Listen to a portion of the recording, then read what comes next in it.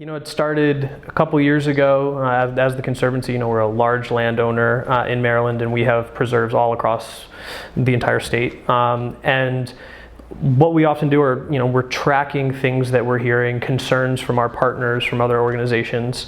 And one of the things that have really bubbled up with some of the new, with the greenhouse gas reduction program in the state of Maryland, the Clean Energy Jobs Act this past session, and some of the previous renewable portfolio standards, was what that development of renewable energy was going to look like. We wanted to take a landscape scale approach to that, really look across the state and see what we were seeing in terms of impacts and benefits.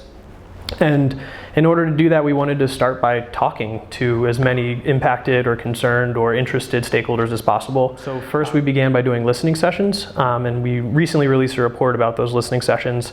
They happened in the fall of 2018.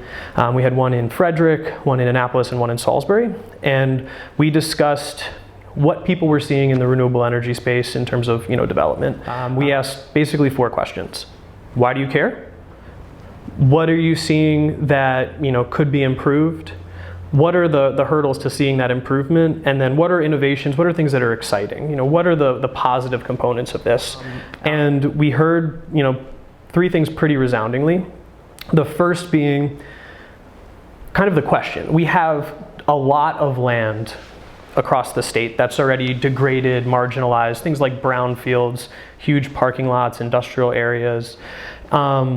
Why we weren't seeing more development there, and why we were seeing development in places, potentially in forests, hearing about permits coming up in places in the agricultural community on farms. And so we wanted to, we started having that conversation, and that really bubbled up from all the stakeholders all across the state. We heard that in Frederick, Annapolis, Salisbury, and we kind of heard it more as a question. If we had this goal of getting to these marginal or degraded places, how would we get there? We talked a lot about hurdles, technical capacity issues, regulation. A lot of the sites that people want to see developed are heavily regulated by the federal government, the state government, locals. And then also kind of how does all of this fit into decisions that local governments are making with their zoning?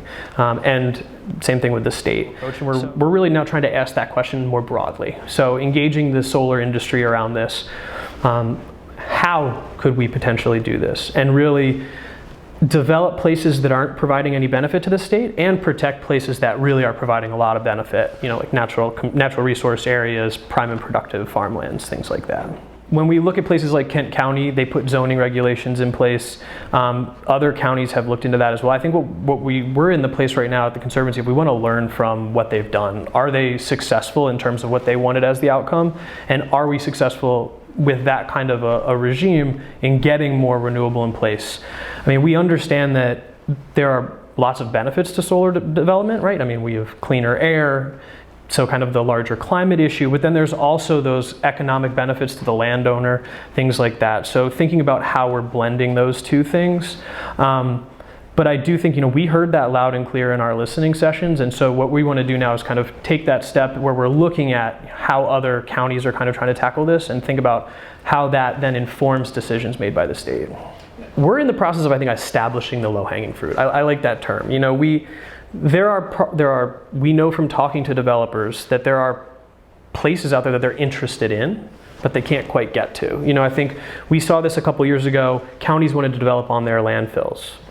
These landfills were sunsetted, they were really serving no more purpose, so how could they get solar on that? So they went through a lengthy process trying to identify, here are the hurdles, and then knock those down. So we're still in that phase of, I think, identifying what those hurdles are to the low-hanging fruit. Then almost the next step, I think, is going to be what's this low-hanging fruit, and using that as a pilot to demonstrate how we could be more successful. And when we identify low-hanging fruit, what I'm learning is how much goes into each one of these different projects and each one of these parcels, from the perspective of the landowner, from the perspective of the neighboring landowners, from the perspective of the solar industry, the utility.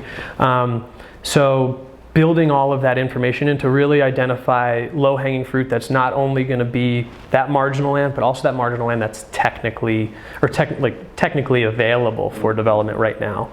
And then when we're learning about those projects, how are we taking that into the next level of decision making, and how are we scaling that up across maybe the grid, right? Because one of the things we're seeing as a hurdle is capacity on the grid. So how are decisions we're making in Maryland, things we're learning in Maryland, being shared out to other stakeholders in other places that are having these same conversations, so that we're building on and creating a pathway forward where we can all be more sustainable and more successful in getting to these marginal spaces or low conflict places.